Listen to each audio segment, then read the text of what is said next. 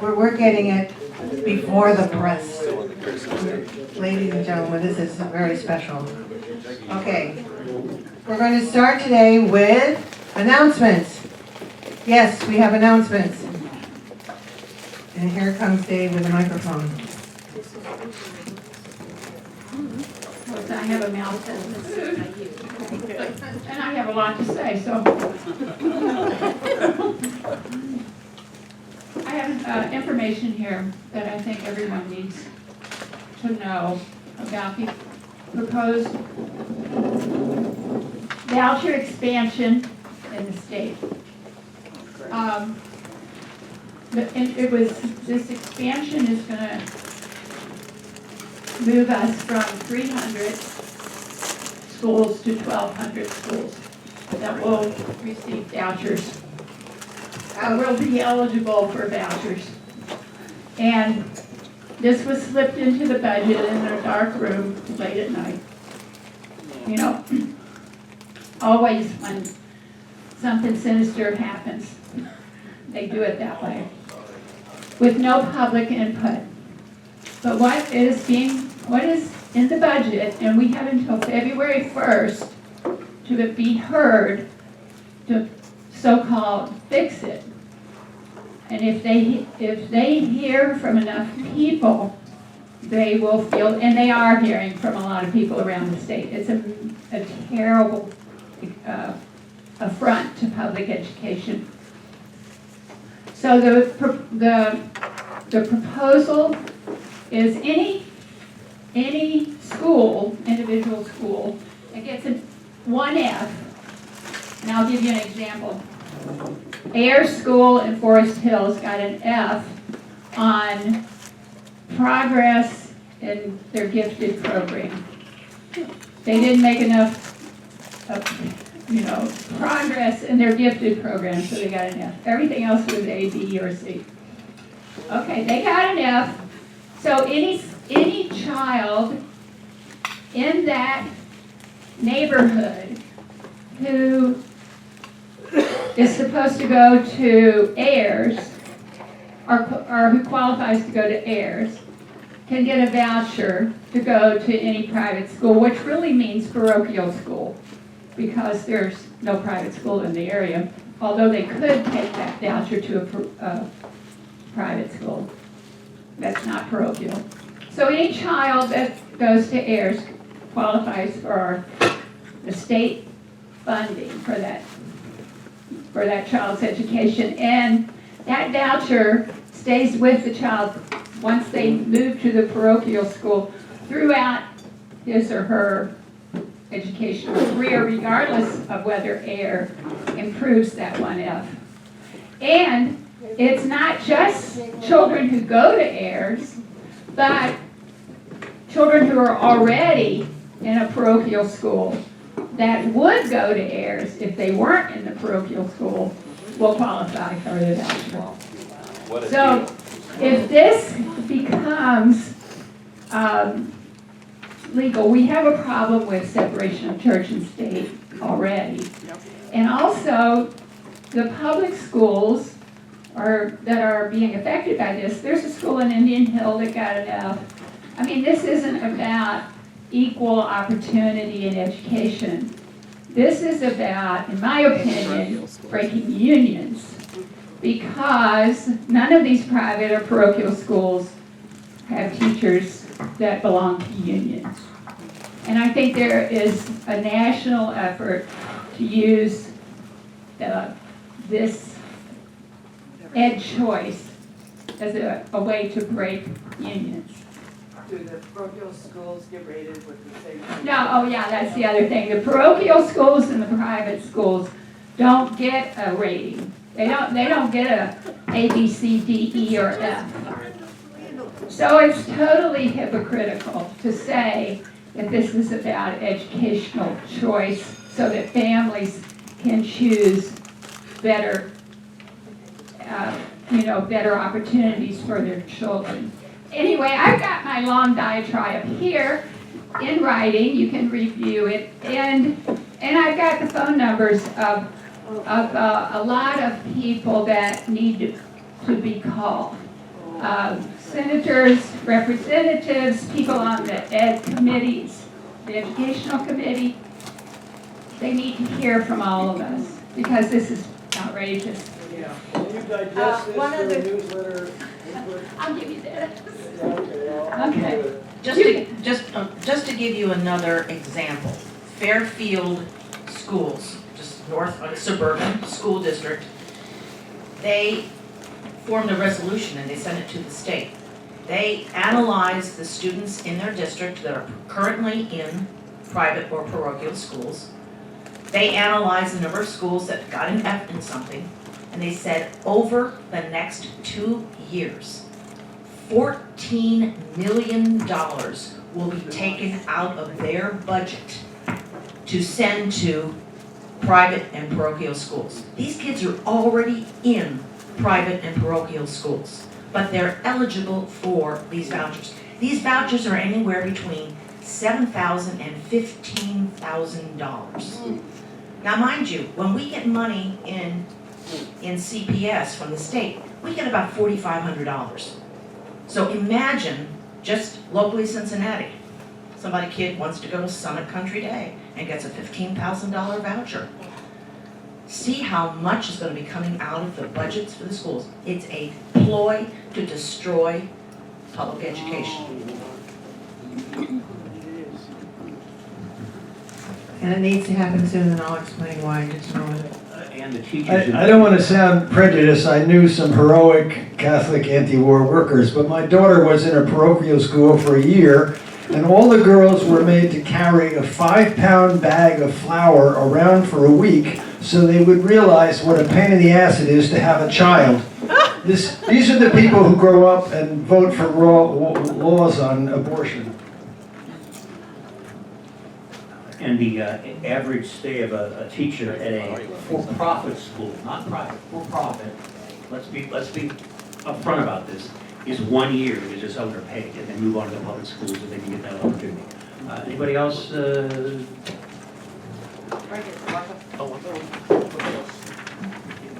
Oh, Bill, are we still on the? Yeah. Sure, whatever, yeah. Well, I just was gonna say, we need to thank Alberta who made it to the Women's March. I'm not the only one. No, of course Look not. at Susan over there, look with the pink hair. Oh, yeah. She was wonderful, she carried one of the best signs I saw. And I hope to show it one day. Oh, my ride gave up, I didn't get there. I didn't blame her, it was raining, you know, she thought she couldn't do it. But, I did get to the Martin Luther King Day in the Music Hall, Monday, yesterday, and that was a wonderful event. A woman from Miami University, a black woman who teaches musicology, was the main speaker. And she gave us a huge history of black music, which, I mean, I thought I knew a lot about it, but God, she knows everything, and it's tremendous. And so, I mean, I would have liked to have heard a little more about what next, what do we do, but I know that's not usually part of this particular gathering. But Music Hall was packed, mostly African American people. I would say 75%. There were some of us whites there, but packed with black people wanting to honor that great man. Just something practical, and any teachers on a pension will be greatly affected by the vulture. Vulture? The vulture program. Yeah, I'm gonna call it vulture plan. There goes your retirement, and mine. Yes. I'd like everybody to go and find that somewhere on your table, there is a schedule of upcoming speakers. Does everybody see that? There should be enough copies on the table. And now I want you to turn it over. Turn it over, please, and look at the dates. Because this is coming up and I want you to know what's happening. The reason why that vulture thing has to be in by February 1st is they have to have the voting in, and it has to be solid by February 19th because people start voting on February 19th. It's all too quick, folks. And if you want to stay afterwards, I will check anybody who wants to have I have my computer here. I will check to see that you're registered to vote, and I will also show you what's available in your community in terms of what's to vote for so far. But by February 19th, we will know everything that's going to be on the ballot for Election Day, which is March 17th. Does everybody see the dates? Make sure you know that. And it's always good to come and get your voting in early. It's really easy, and it should not be a problem for anybody. But the dates are really very open, and the parking is excellent. Okay, everybody sees their registration opportunities there. And I will look up anybody who wants to check voter registration, and we will make sure that if you get anybody registered to vote, that it has to... Is there some way to turn that down? Anyway, we have to be ready to vote by February 19th. So the voting is happening starting February 19th. So even though it's March, the voting election day is the 17th of March. It's a long way away. One other thing, we have a day on March 17th when this room is going to be used for voting by the people in this neighborhood. This will be a precinct voting class. And the church has offered us an alternative, smaller room at the same place, and we have to have some kind of program. Now that's outside of Katie's. I'll be at the polls, I won't be She's here. gonna be at the polls, she's not gonna do that, so, I have some alternative things, I have a little movie we could show. I have, all kinds of photos from all kinds of marches. And, but anyway, we have any suggestions for what we would do in a smaller room on the First Unitarian Church on March 17th? We will still have that same opportunity to be there. So, but I still want to remind you, even if we use a smaller room, we still have the $50 rental fee every single week. So, Okay, gotcha. Okay, so just know that we have this schedule coming up. Another question, you know? I think we need to acknowledge that the Hamilton County Democratic Party endorsed Charmaine McDuffie for sheriff. Yes. There's an article in the Inquirer this morning that you may have seen, but certainly Jim Neal's alliance to Trump and also his friendship with the Butler County Sheriff did him no good. thanks, Larry.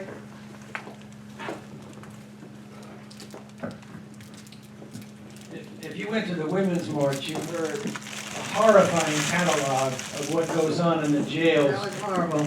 I was shouting out, vote Jermaine, because it really brought home to me just how horrible the situation is now. We really need to put everything we can behind Charmaine. Is there something at City Hall after this, 1 o'clock? Yes. No, you know. Well, that's about tax abatements. She knows about it. All I know is that, I don't know the details, but the Cincinnati Educational Justice, Michelle Dillingham of the Cincinnati Educational Justice Coalition said there's going to be a presentation about Cincinnati Public Schools. I think CPS is going to be there making a presentation. That's my understanding. Haven't they already come to an agreement? They're just going to give them But that's only a portion. It starts at 1, I'm gonna be leaving early, but I don't know the details, I wish I did, I just know that something's happening. The And I wanna be there to see what it is. The 33% only deals with those big corporate developments, those big developments. It does not deal with the residential tax abatements, which is becoming a huge problem in the city because it's going into all the affluent neighborhoods. And even people in those neighborhoods don't want it. And so there's been a group meeting for almost a year, talking about what to do about the residential tax abatements. Cincinnati Public Schools lost $12 million last year alone from residential tax abatements, because they don't pay any of the 33%. They don't pay anything. So in other words, there's a house being built in Hyde Park, about a $750,000 house on this street. Family moving in has 3 kids. They won't be paying any taxes for those kids to go to school, but all their neighbors will. Because if they don't pay it, their neighbors will pay it.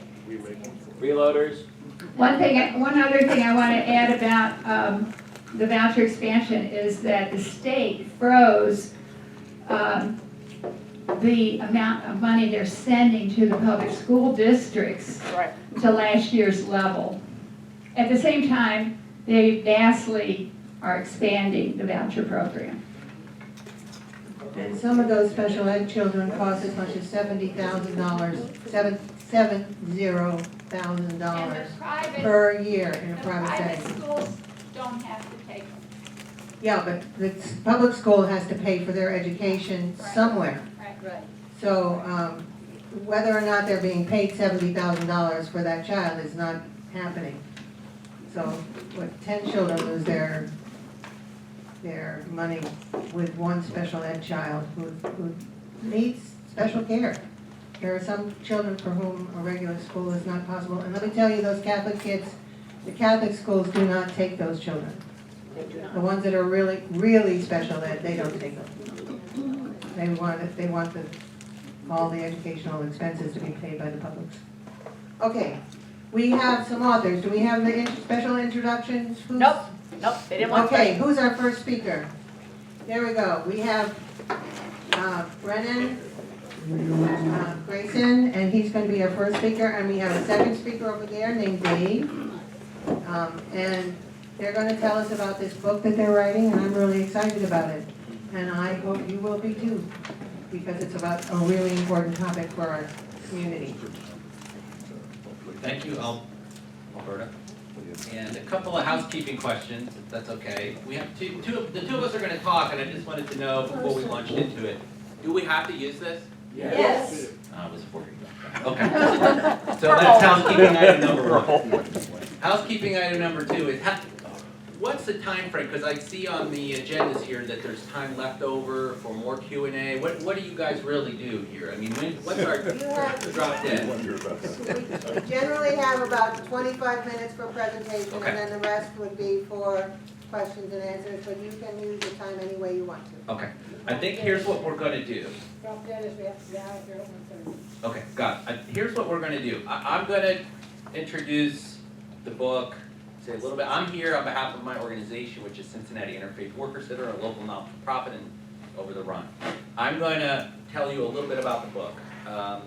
And I'm going to focus on my part of the book, which is the chapters having to do with sanctuary and policies around local governments and immigration. So the way the book works, though, Dave's chapters actually go first, and they're very interesting about why sanctuary matters. What are the things that are driving changes in our community that require sanctuary as a policy response? But what we're going to do today is because so much is in the news and we anticipate a lot of questions about sanctuary policy, I'm going to go ahead and go first and talk to you a little bit about the politics and the policy surrounding sanctuary and try to account for some of the current event questions that you may have. And then I'll keep an eye on the clock to make sure Dave has plenty of time to talk about some of the more background information. So we're going a little backwards, but I think it'll help make sure that the group has plenty of time to get some of those burning questions out about current events. Does that sound like a good plan? Okay, great. So again, I have to hold this mic up here. And as I'm getting started, I just want to let Dave know, I don't know if you get the minutes to these meetings, but they're biased. So just be ready, whatever you say. The note taker is biased in favor of logic and coherence. So everything that you say will come out sounding much more coherent and logical. So you just got to be ready for that. Also, this group is very instrumental in a case we had several years ago. I don't know how many people, show of hands, were part of this group when you were meeting back at the Blue Gibbon? Oh, yeah. Okay, can I talk about that? Yes, go Okay. ahead. So, we had a case that popped for workers at the Blue Gibbon restaurant, and I said, Blue Gibbon, isn't that where the Democrats meet? And I knew it wasn't the official Democrats, but you know, it was the grassroots Democrats. I said, well, we gotta talk to them about this, because we got an open case, and they're not gonna wanna, it's not a picket, right, but it's kind of a labor dispute, and they're not gonna wanna be part of supporting a company with a major labor dispute. Well, you all had us in, we talked a little bit about the basic mission of the organization, which is basically enforcing labor rights for oppressed people, immigrants, African-American workers, other people who don't have unions and access to lawyers. So we won't repeat any of that stuff today. But following this presentation, I think the proprietor was there. And we had a failed mediation, right, with the proprietor before this. And the message got out, the guy got a new lawyer, and the workers got paid almost within a couple of weeks. So I want to thank you all for drawing that line in the sand. And I'm not going to like this mic any better, but thank you, Albert. So you guys have done that, and I've used the example of the solidarity that you all showed with immigrant workers when we talk about our work, because so much of what happens in labor litigation and different things in the courthouses is kind of private. Nobody ever hears about it. But that was a dispute that became public with this public. And you all did the right thing, and it really made a difference for local workers. So I want to thank you guys for that. So what do I do at the Worker Center? And I'm going to segue it into why this matters for sanctuary policy. I'm a lawyer, right? Was raised by one of Jim's former partners, the Kircher Law Firm, and by a guy named Tim Burke, hired me out of law school. And I worked as a union and employment lawyer for a long time, and represented unions in arbitrations, did work in the courthouse, and one of my little niches was the representation of immigrant workers, right? And something that's important for everybody to know is that there is and has long been a firewall between labor standards enforcement, right? Your union rights on the job, your wage rights on the job, your rights to workplace free of discrimination. There's a firewall between all of that enforcement activity and immigration, right? In the Clinton administration, there was even a memo that was developed that still exists today, hasn't been pulled, right? That actually prohibits ICE from interfering in a labor dispute, being called in by an employer, right? Why? Because the employer can't use immigration and immigration issues at their own job site as a way of preventing basic compliance with the law, right? That's how the government looks at it. And how we look at it is this. If workers are worried about their status becoming an issue when they go to enforce their rights, then guess who's going to enforce their rights? Nobody. There. So it's kind of one of the important lines that's built into the practice of law in this area. So there's a famous case, Hoffman Plastics, that basically screwed things up when it came to the area of union organizing. So basically, if you're undocumented and you're organizing for a union and you get fired, and that's determined to be an unfair labor practice, the company doesn't have to hire you back, right? And that we've been stuck with that since 2001. Now, when it comes to your status and your right to a safe workplace, your right to be paid for every hour that you work, your right to a discriminatory-free workplace, all of those standards are still fully enforced, right? So that's the area that I work in. And it's very important, this firewall. And I had a case, and I've made a joke with the ironworkers the other day.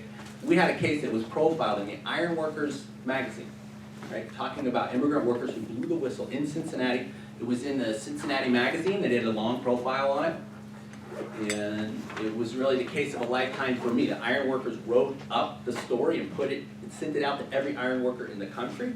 And I joked, well, when I get buried, I'm going to wrap that thing in my press, and they're going to bury me with that article. I'm so very proud of it. And if it weren't for the unions knowing about the Worker Center and us being able to create an environment of safety and security and trust, those workers would never have blown that whistle. So that firewall matters. And that firewall exists for labor standards enforcement. And in the cities that adopt bona fide sanctuary policies, that firewall exists for criminal law enforcement. And when the cities do these things, why do they do it? Because it helps with their core mission of keeping communities safe. So that everyone who's a victim of a crime, and everyone who's related to a victim of a crime, and everyone who's a witness to a crime, feels that same level of trust and comfort that workers have come to feel in Cincinnati when they come to the DOL or they come to the Worker Center. That's the difference that Sanctuary makes. And why is that firewall so important in criminal law enforcement and labor standards enforcement? It's because what ICE does is it disappears people, right? If I get, Dan's my good friend, but Dan and I get in a fight, we rumble, he gets the worst of it, I get the better of it, I go to jail. I shouldn't have done that, Dan, I'm sorry. I might lose my house because I lose my job, right? But I'm gonna be let out of jail, and my family will still be here, right? The immigration laws are about separating people from the communities that they're in and disappearing them into detention centers, returning people to places that they're no longer from, often where they don't know the language. So the harm that's done through immigration is actually, in immigration enforcement, is actually much more severe. Don't think about the legalities, just think about the basic harm that's done to a person and to their family. It's much more severe than any kind of penalty you could get in jail. I mean, they've got Club Med, or whatever they call it, Club Med, where they send the white-collar folks. Jails are not a nice place to be. But if you have committed a minor crime or even a major crime, you will walk back out of that jail and into the community. If you are removed through ICE enforcement, you're just gone, right? And the penalties are very severe. And what Sanctuary really deals with is this big gap that we have in the law, which is that the immigration penalties are very severe for families, but the protections that people have when they engage immigration enforcement officers are not what you would expect. So you do not have, who here watches TV? This mic is really killing me. Who here, so you know, what's a Miranda? I'm not a criminal lawyer, so I barely know. You get Mirandized. Yeah. Do you have to Mirandize someone? Does ICE have to Mirandize somebody? No. Why not? Not a citizen. No. It has nothing to do with citizenship. But that's a good guess. That didn't help. They don't want them to know they have rights. It's because it's not a criminal law that they're enforcing. It's not a criminal law that they're enforcing, so you don't get the right to an attorney. The Fourth Amendment doesn't apply. And the ICE officers can do whatever they want. There are very few limits. Microphones. He's got a separate microphone, and that's what I thought. So that's I know why- what it is, but it's my problem. That's why I we have. shouldn't be playing with those. That's why Sanctuary matters. Okay? And the other important thing that I'm going to talk about is related, which is that I muted it. There we go. I got my way after all. Okay. So, Turn it off, turn it off. Turn it off. Not that one, the other one. so The other one over here, the small one. The one that's causing the static is the small one. Where sanctuary policies are in place. Labor standards enforcement is improved when sanctuary policies are in place. And sanctuary matters in terms of, and we'll go into some of the specifics about the jails. Sanctuary matters because ICE doesn't have, it's not a very big department, right? It's not very big. So let me just raise a hand. Well, I just don't raise a hand, I'll just tell you. More than half of the deportations that have been affected since the immigration system was changed in 1986, more than half of them are facilitated, affected, whatever verb you want to use. Peter will use the right one in the notes. They are affected through ICE working with the local jails. So when you hear about ICE going around and there was news about ICE in the courthouses, these are some really, the federal government, I'm sorry folks, it's just not very well funded, even ICE, right? They don't have, they've got a little office in Blue Ash. Compare that little office in Blue Ash with a handful of agents, right, representing this major branch of the federal government, with all the police, right? So what they do is essentially deputize either through statute, that's called 287G, or through just a program called Secure Communities. They just work with, collaborate with law enforcement, collude with law enforcement. And that's how most of the deportations of residents, maybe unlawful, maybe lawful, but if you're getting deported as a resident from this community or from most communities around the United States, it's not because ICE is so intrepid and they find folks that they know are unlawful and they get them out of here. No. They work with local law enforcement. And what Cincinnati tried to do, I think they tried to do it, in 2017, on February 1st, was to declare the city a sanctuary city. The mayor was, I think he was running for re-election. And many people stood behind the mayor, and the Worker Center was there when the city declared sanctuary. But unlike other organizations, and I'm not knocking them, and unlike other elected officials, who I will knock, we did not stand up there with the mayor, right? Because we were looking for who? We were looking for the sheriff. Because in Cincinnati, the city doesn't control the jail. And most people are deported through local law enforcement, not by the local police, but by the justice center or the jail that holds and detains people for the local police. That is where ICE goes fishing without having to concern itself with the Constitution for people that it wants to remove. Now I'm going to tell you a little bit about how that happens. And I have to tell you about members of our organization, people who were picked up for driving without a license, bar fights, things that, you know, I don't do. Maybe Dan gets mean enough, maybe we will have that bar fight one day, but I don't do, but it happens all the time. Members of ours have been picked up. They have no immigration status that exists in the system. They're not in the system. What happens is members of the staff at the Justice Center call the detained member over and say, hey, you got to get on the phone. And Justice Center personnel for years, okay, for years, have been arranging telephone calls in the jail, initiating contact between Immigration and Customs Enforcement and people who are detained in Hamilton County. And here's how that conversation goes. First time, you're talking to anybody who speaks your language, in this case Spanish. Hey, how's it going in there? Are you doing all right? Is everybody treating you well? Are you okay? Are you having any problems in the jail? What's sincere? Because I can help you. I can help you if you're having problems. I'm from the government, and I can help. If you are having issues, I want to know, hey, is your family doing okay? Because if you're in jail, they might not be you might not be making the money that you need to make. Hey, where are you from?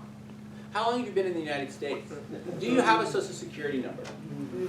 If you answer any of those questions in the wrong way, bingo. ICE issues what's called a detainer request for you.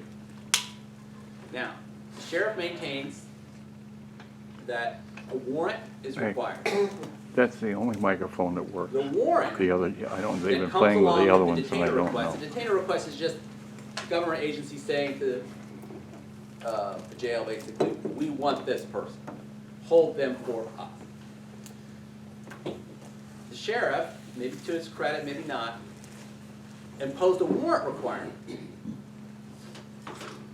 The warrant requirement doesn't really mean anything because what's a warrant in the basic understanding?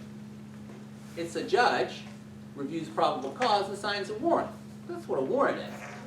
In Iceland, right, not our good friends in the not for sale, what was for sale? Greenland? Iceland was definitely not for sale.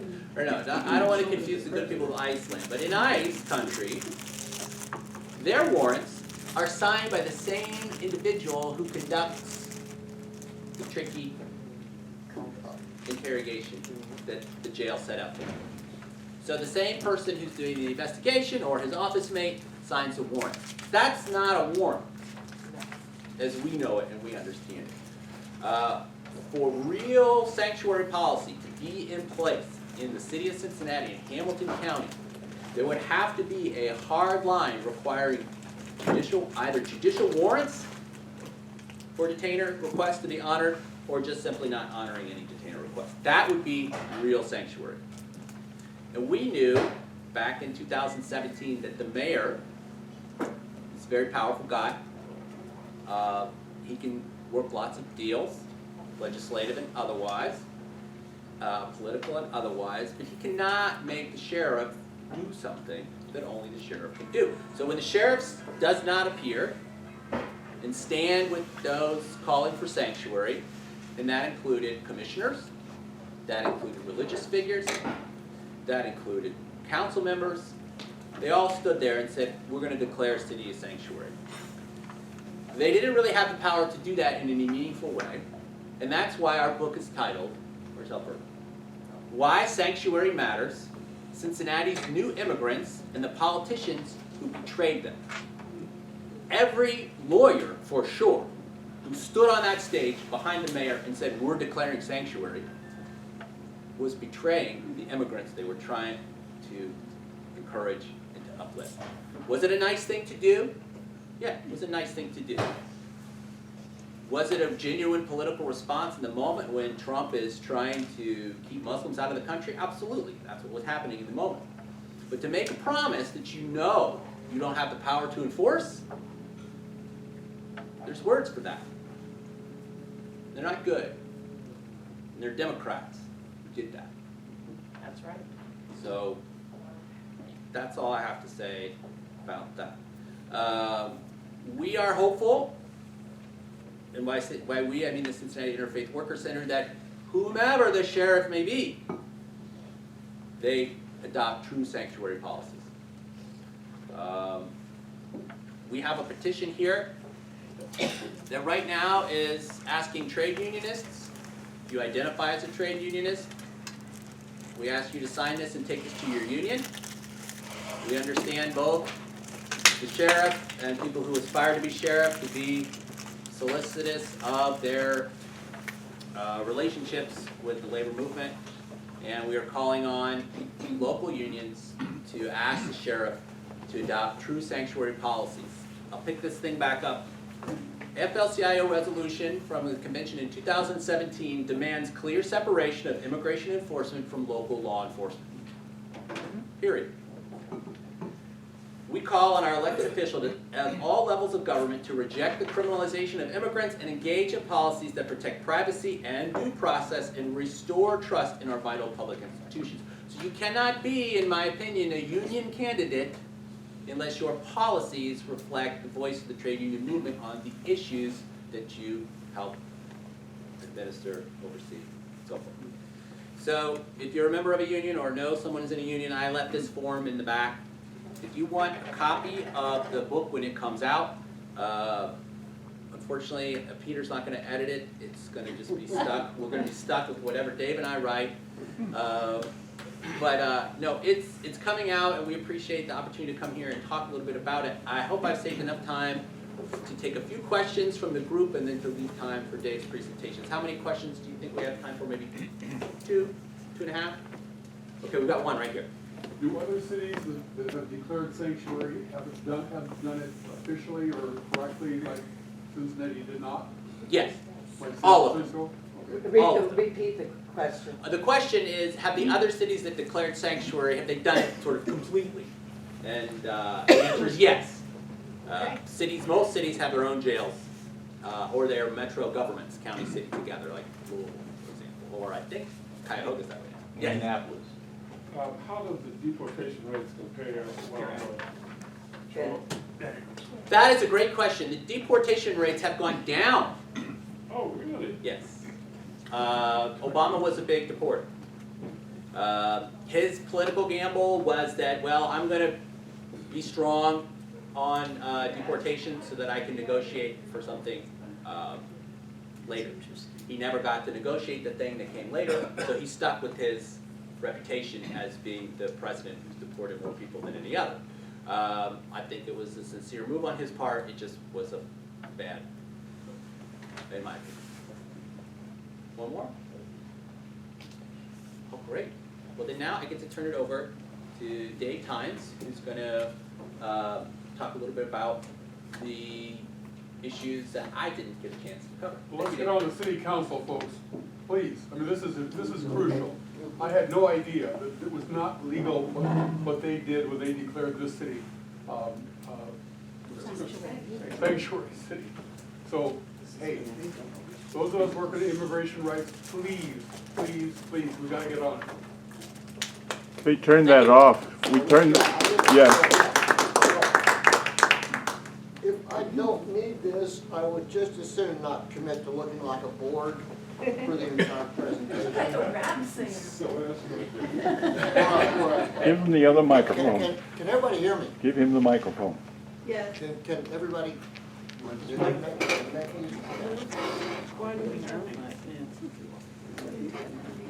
How's this? Better? On? Good? You have to hold it close. Think of yourself as a rock star. Yeah, I've actually done a lot of singing, so yeah, I know. All right. Hi, my name is Dave Tynes. I'm the co-author of this book with Bennan, and well, we'll get to some things in it there. One thing Bennan didn't have time to cover, and I thought I would real quick. You asked us about how other cities do sanctuary policy. There is a model policy. And it's one from San Francisco, and I'll give you just a quick overview as to what that policy includes. Police officers will not inquire about an individual's citizenship, place of birth, or immigration status. Police officers and jailers with knowledge or suspicion of undocumented person status will not notify ICE. Local jails will not respond to ICE administrative detainer requests, but will comply with judicial criminal warrants and court orders, because they have to. Local jails will release detainees with bondable charges. Local jails will not permit ICE access to detainees for the purpose of interviews related to criminal investigation. Local jails will not permit ICE access to local secure facilities, and they will decline to use local agency resources in support of voluntary cooperation with federal civil immigration enforcement, except where required by law. And as Bennan pointed out, immigration enforcement is a civil matter. It's not a criminal matter, which means you don't get an attorney, and children as young as 4 go to immigration court without an attorney. That's right. Or hearings that are going to determine whether they can stay in the country at all. I added this picture at the last minute. Does anybody know what this is? Where was she? Yeah. This is, well, actually, no, this is Chaco Canyon in northern Mexico. I took this last summer. Chaco Canyon is arguably one of the oldest human habitations in the New World. There are now some that are probably older, but this is certainly one of the older ones. And I actually put this up here just to kind of remind us all that people migrate. People have migrated since the beginning of time, and they migrate to find better conditions. It's what people do. That's right. I'll see if this is going to work. Here we go. That's my title. Oh, by the way, I made some last-minute changes to this presentation before I showed up here, so it's either going to be a whole lot better than it was or a complete disaster. I'm really not sure which. We'll find out. This is my semi-full disclosure.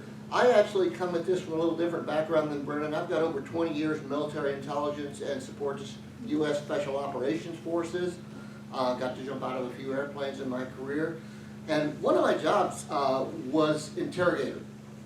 And I've actually got a collection of all of some of the earlier interrogation manuals published by a guy named Fred Inbow, who published the first scientific police interrogation manual in 1938. I'm still looking for a first edition. I don't have it. I've traveled in Mexico and Central America as much as I could do, and as much as I could get down there, because I love it.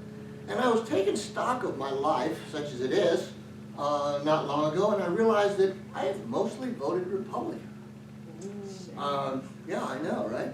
I was in the military when Reagan was elected. We loved Reagan. Now, I look back on that and think, maybe we shouldn't have, but we did. No shit, I know, right? I was, however, I was in Bristol, Virginia when Barack Obama announced his candidacy way back in 2008. 2007, yeah. So I actually was there and I voted for Obama twice. So I'm a recovering Republican.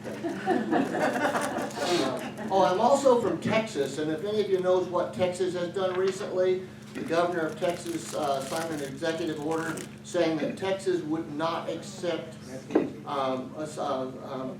refugees. I also have relatives in Texas that I don't talk to anymore who would agree with that. And basically, when I'm presented with new facts that justify it, I change my opinions. I'm not sure what other people do, but that's what I do. I have studied Spanish for well over 20 years, and I do hope that I'm someday good at it. And I really do love Mexico and Central America. I love the history. I love the people, the culture. I love just walking around and seeing the sights and hearing the sounds and smelling the smells. I really do. That I put up there just to remind myself. That's in Just Cause in 1990. Mostly I put this picture up here to remind myself I did have hair at one time and it wasn't great. What I hope to do, and what Brennan and I hope to do in some small way, is to help change the dialogue. I hear people on the right saying, we've got to have secure borders. Dude, I'm ex-military. I completely agree with that. We need secure borders. It's what countries do. I hear people on the progressive side saying, well, it's compassion. We need to have compassion for our fellow human beings. We absolutely do. There's no question about that. But there's an entire conversation, there are really at least two conversations that we aren't having. And one of those is that policy conversation that Brennan was dealing with a couple of minutes ago here. But the other one is a conversation that puts sanctuary and the need for sanctuary and the forces that have driven that need in the historical context where it belongs. Because the forces driving sanctuary did not arise overnight, they did not arise in a vacuum, and they did not arise by chance. And so when I look at the history of this, I started out trying to tell the history with two simple ideas. The first one is if you broke it, fix it. And the second one is, if it broke on your watch, even if you didn't break it, and you're sorry it broke and all that, fix it anyway. And I would argue that we've done a lot to break it. We've done a lot to create those conditions. And it's not about assigning blame. It's about accepting responsibility, because I think that's what adults do. Well, we gotta know the facts. But you have to know about it before you can accept it. I agree. I started with working with by the way, I've got a bachelor's degree in Russian, minor in political science, a master's degree in psychological counseling, and a doctorate in law from Chase. And I started working with Bennan at the Worker Center. Anybody remember the election in 2016? That's why we're here. Yeah. My wife and I had gone out and we made some calls for Hillary, the night before the election, and we got up in the morning of the election. We went down and voted. We all felt really good about ourselves. We were making history and all that. Anybody remember the morning after the election in 2016? Yeah, we woke up in shock. And I said to myself, I got to do something more than just complain on Facebook. And so I went online and I looked up volunteer opportunities in Cincinnati. First place I found was the Cincinnati Interfaith Worker Center. called him up. First person I got on the phone was Bennan. And Brennan said, well, yeah, come on in, we'll see if we can find something for you to do. And that was, well, I'm still there. And one of the first things Brennan had me do was to do what he called an annotated bibliography about this sanctuary and some of the issues surrounding it. That was going to be about 3 pages. We were going to turn it over to someone else, and well, we did, but it sort of kept growing because this is an area, this is something I've been obsessed about for a long time. And Brennan, we both come at it from different angles, but I think we both wound up in the same place. That was kind of my original title, and yeah, that's kind of boring. That looks like a book that I would buy but not read. And he came up with a way better title. Tell me that doesn't just work for you. Now, let's go back. Yes. I had a lot of ways to go with the presentation, even a historical presentation. Again, I started with this simple narrative. How do you tell this story? If it broke, fix it. And if it broke on your watch, even if you didn't break it, fix it. How do you find that simple thread that we can all follow and understand it? Maybe not a complete thread, but something that will at least illustrate what has gone on. And the more I study history, the harder that became to do because there is so much. There's simply so many things that have happened. And really, let's see if I got this right here. This is a couple of my favorite, maybe history wouldn't repeat itself if you listen once in a while. It's one of my favorites. But there are so many things. Santayana. Was it? Santayana was the one who said those who don't study history doomed to repeat it. It's not Edmund Burke. Okay, well, my bad. But it really is true that history is a lot of things happening at the same time. So I started looking for that single, clean historical thread that was pretty much in the open, either because it's been extensively researched since then or because they didn't bother to cover it up at the time, or both. And I think I found it, and the country I wound up settling on was Guatemala. Yes, sir. And a single company that would come to be symbolized by this. United Fruit Company. Oh, don't spoil it. You just spoil the surprise. Well, it hardly is much of a surprise. And it is a company, yes, built around that little guy right there. Based in Cincinnati. Based in Cincinnati. I know it. You know what? I did not know that when I started writing this thing. There's a whole other book yet to be written here. And we're going to try to get to it. But did you ever wonder why the banana, which let's face it, grows a long way from here, and it's kind of tricky to store and to ship, why that is oftentimes one of the cheapest fruits in the store? Did you ever wonder about that? United Fruit is part of that reason. And it was in many ways the first multinational corporation. And in its heyday, it controlled, well, everything. It controlled entire governments. It had its own fleet of ships. It literally controlled the entire marketing of the banana, well, from the growing to the marketing. Let's see if I left my Chiquita. There I did. That's Chiquita Banana. She would come to be the symbol of the company, but more on that later. They taught you how to eat it. Yeah. So, but that story of United Fruit and everything that happened in surrounding United Fruit and Guatemala really is that single, clean, unbroken thread that literally goes back to 1870, and the repercussions continue to this very day. It has led directly to the climate of poverty and violence that still exists in Guatemala and elsewhere. That is the reason why people often choose to flee to a country that sadly often doesn't want them and doesn't want to live in. And actually, it really is the story of about 4 people.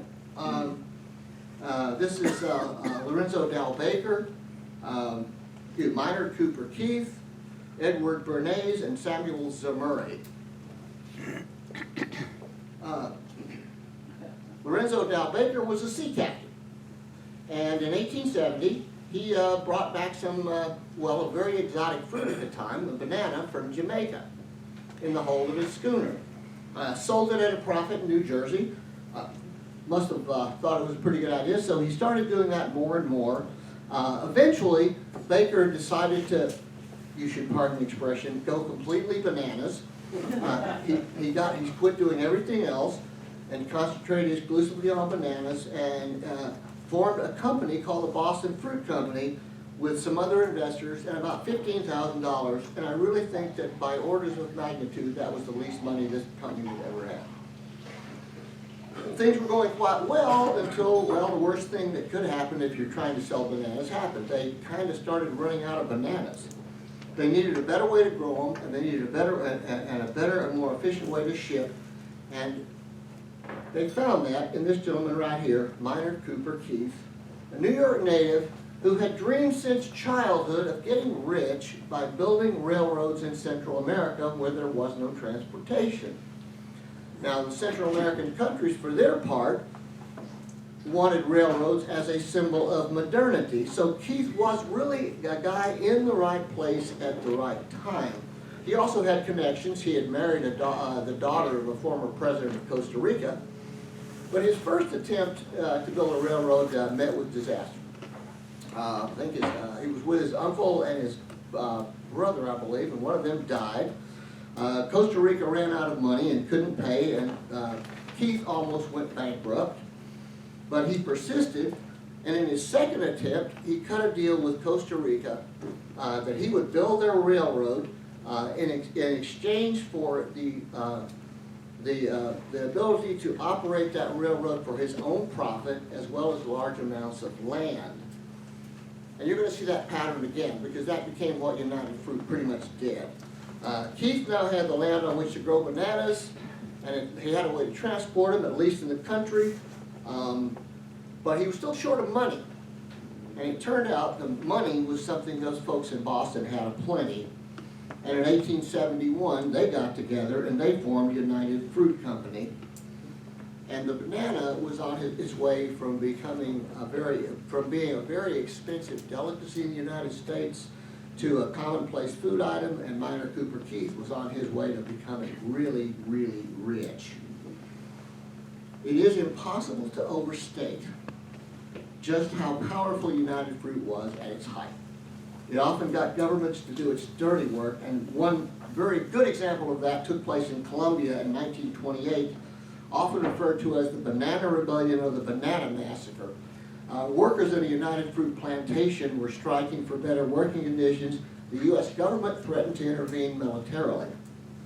And in response, the Colombian government sent in an army that massacred as many as 3,000 strikers.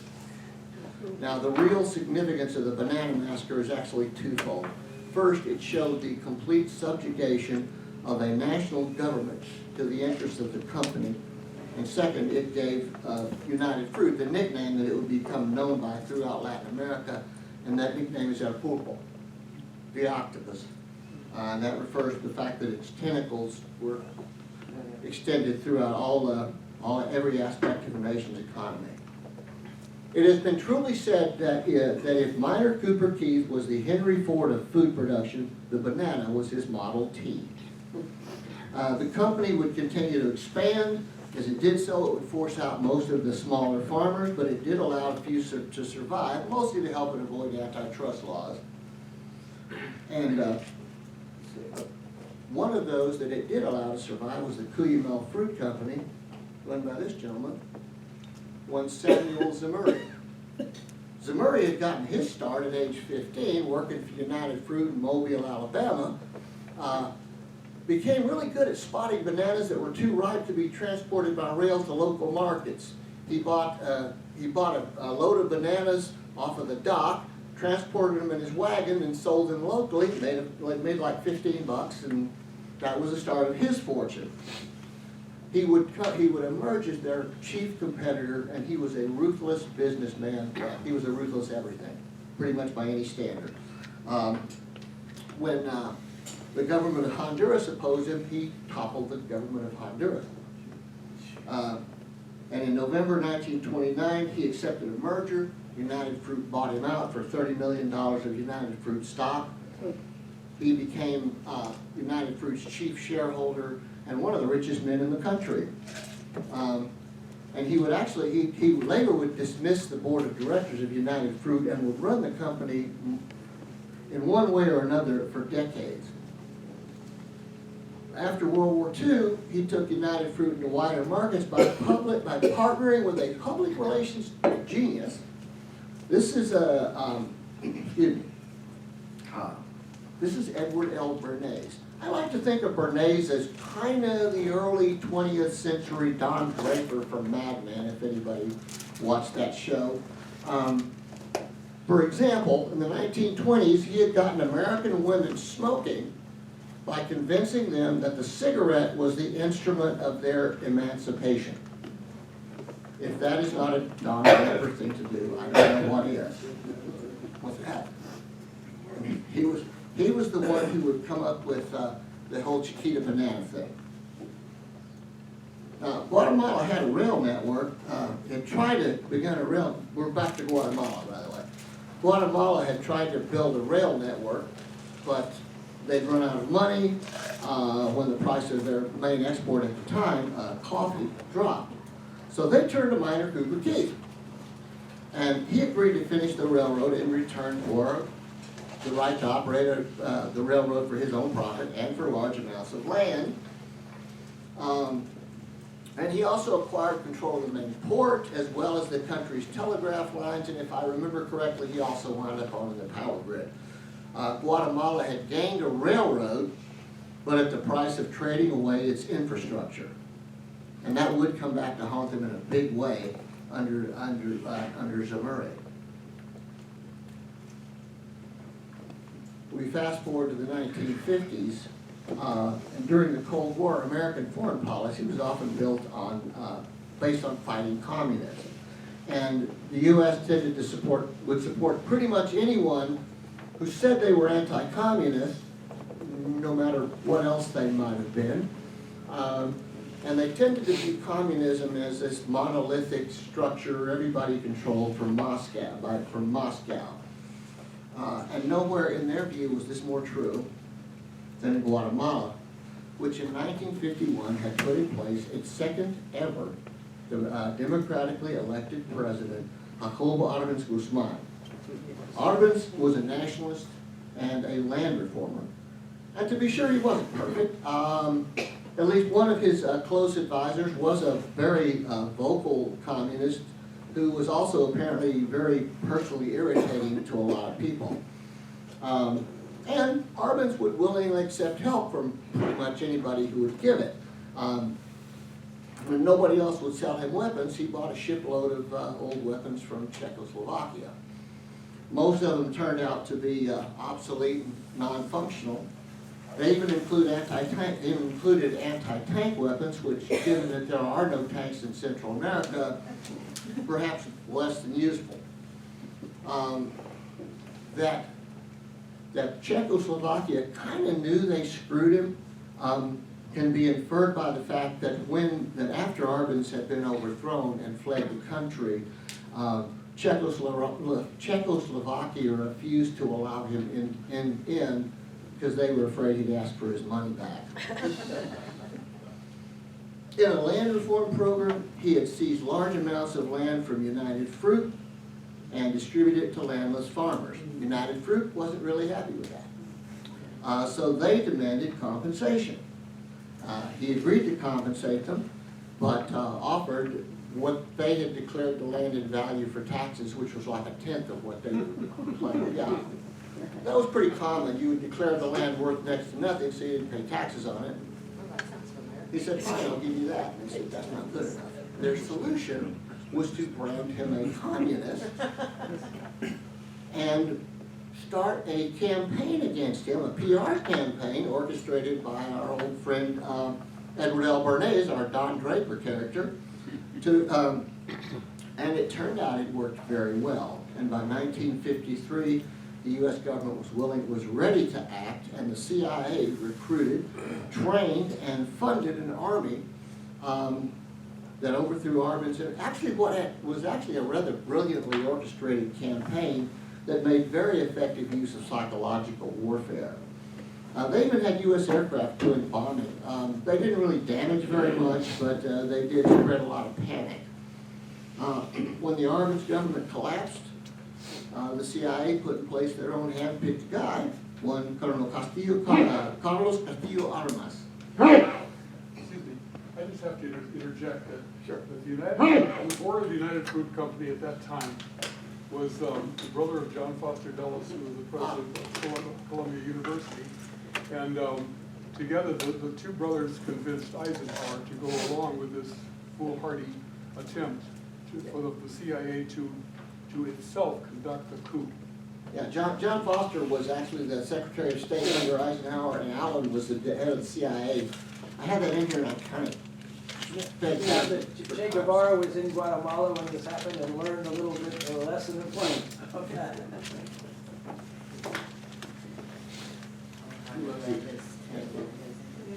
Well, the overthrow of Arbenz had a number of long-term consequences, most of them bad. It put in place in Guatemala a repressive military government. And since that time, most of the Guatemalan presidents have been army officers. The current one is a civilian, but for the most part, they have been. He's a comedian. Yeah, well. Works for me. And by the way, if that CIA operation sounds familiar, it should. It became the model for the Bay of Pigs, which worked rather less well. And I think it actually put in people's minds this idea that we could change governments on the cheap using these kind of guerrilla operations, which, well, I'm old enough to remember that hasn't worked very well ever. But as far as Guatemala is concerned, it put in place that cycle of violence and poverty that has continued to this very day. Yeah. The United States trained, financed, and armed the Guatemalan army.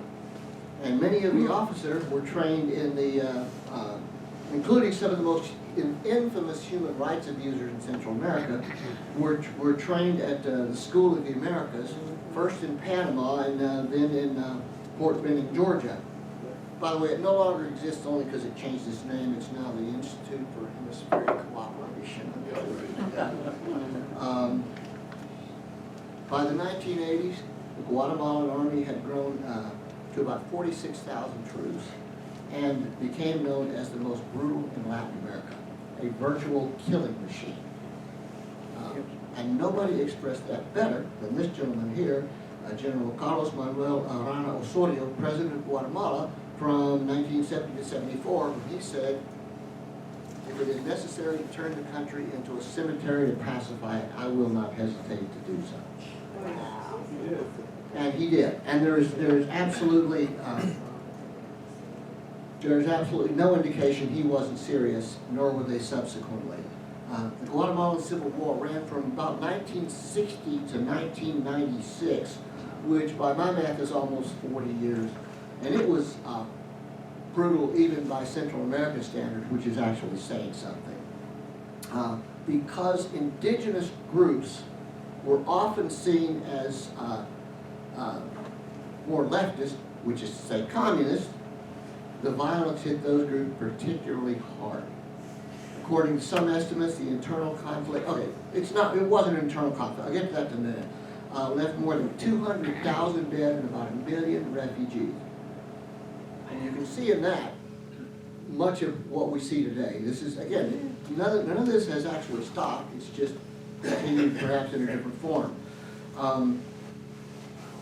While it is usually referred to as a civil war, I certainly take exception with that. When you have a well-armed military attacking one single group or indigenous groups, I think the term genocide fits a whole lot better. Yes. Where does United Fruit fit into that war? United Fruit was responsible for the overthrow of Arbenz, and that started this whole series of military dictators. So they Did they continue to be in charge behind the dictators?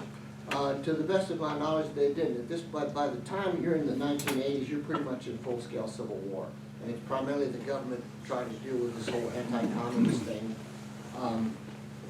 The Reagan administration, of course, anybody remember Reagan? By the 1980s, there was a lot going on down there. Again, the Reagan administration still tended to view this all as monolithically controlled by Moscow. And there was talk about keeping the communists from getting a foothold in Central America, or that term that I always loved, our backyard. I'm not sure how it is, but that's what they call it. Now, when I was in Quetzaltenango, Shela in western Guatemala in 2016, I was told, and I've read about this since, but this was the first place I heard about it, that after the war you had a lot of soldiers being discharged, they got training, they got their weapons, they got no jobs. And they started hooking up with some of the criminal element, narcotics, narco-traffickers and the like, who basically had that area kind of locked up.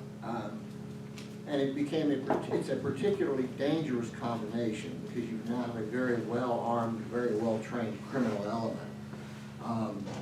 Coupled with that, the fact that there's widespread corruption in the police and the judicial system, and there's very little public confidence in any of these groups to deal with this widespread violence. And you basically have violence as the problem today in Guatemala. And by the way, I love Guatemala, but that's a simple fact.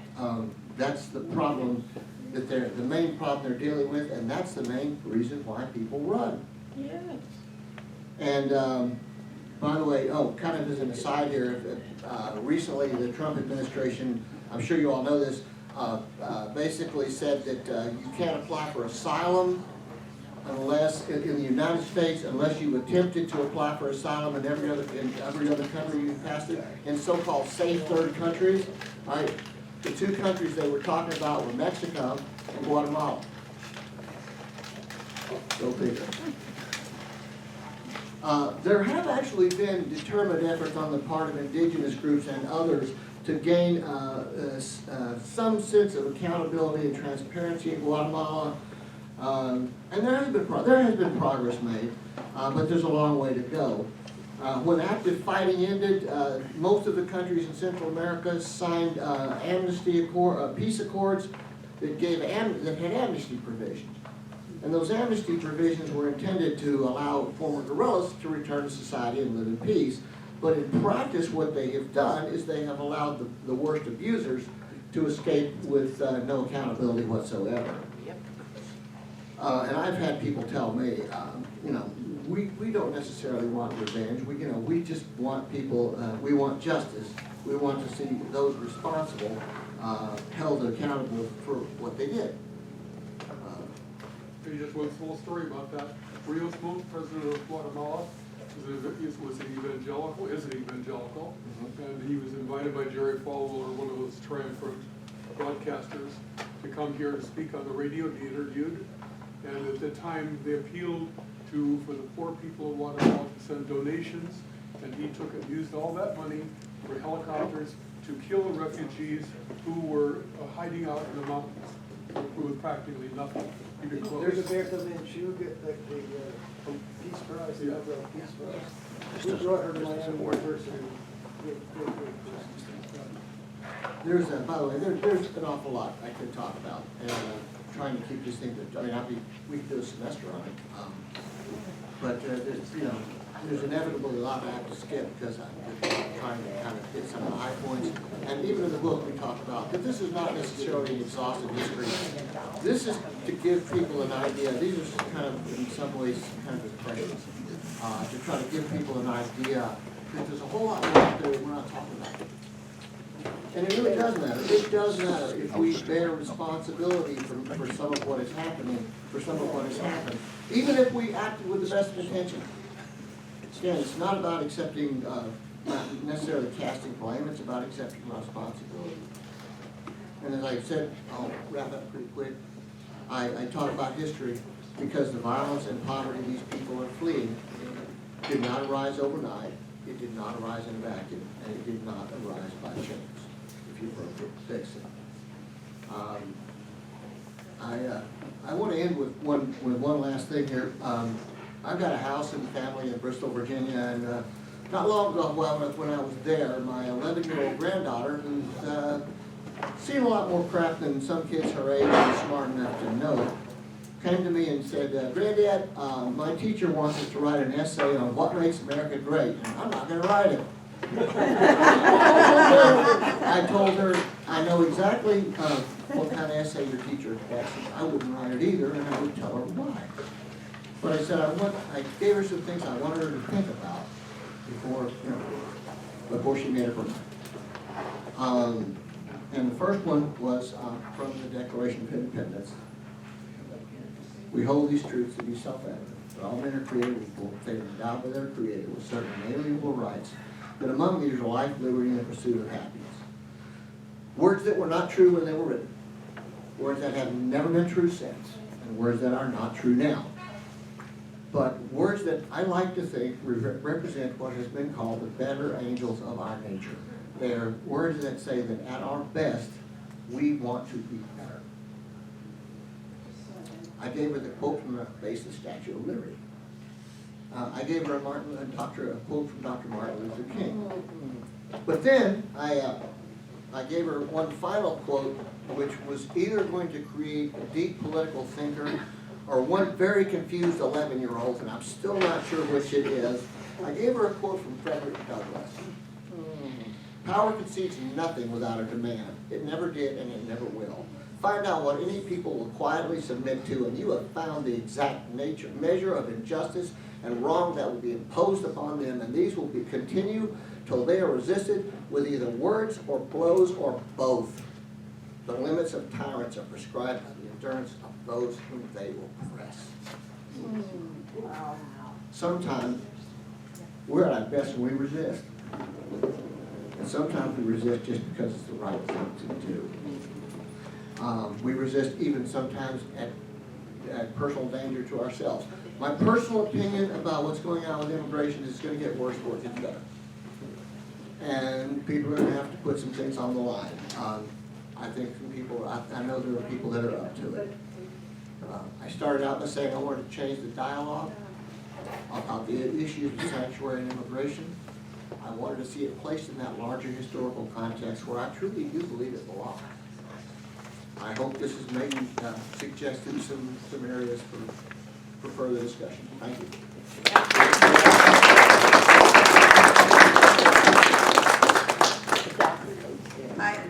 Dave, I gave you 20 extra minutes. I have never done that before. I just want you to know, 3 years, and I have never given anybody 20 minutes extra. I'm sorry I took 20 extra minutes. No, that's fine. I was completely taken, and people who had to leave. Tell us about your book.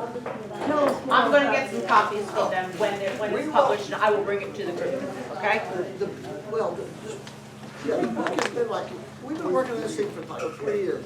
And we have been going through the editing process now rather badly for probably a couple of months, and we're close. We should have it within the next couple of weeks. We should have it. I will get copies. We're doing self-publishing things. Brenda got a grant for We have some people here. For sure. I'm willing to find out what's going on. I've been down there and been wanting to understand a little bit more about what the issues were. And if I have to understand about the octopus and the banana, that's what I'm going to have to do. Thank you so much for being here today. Thank you so much. Lunch signups for next week, right here, if you want to sign up on this before you go. Excuse me. We're having quiche.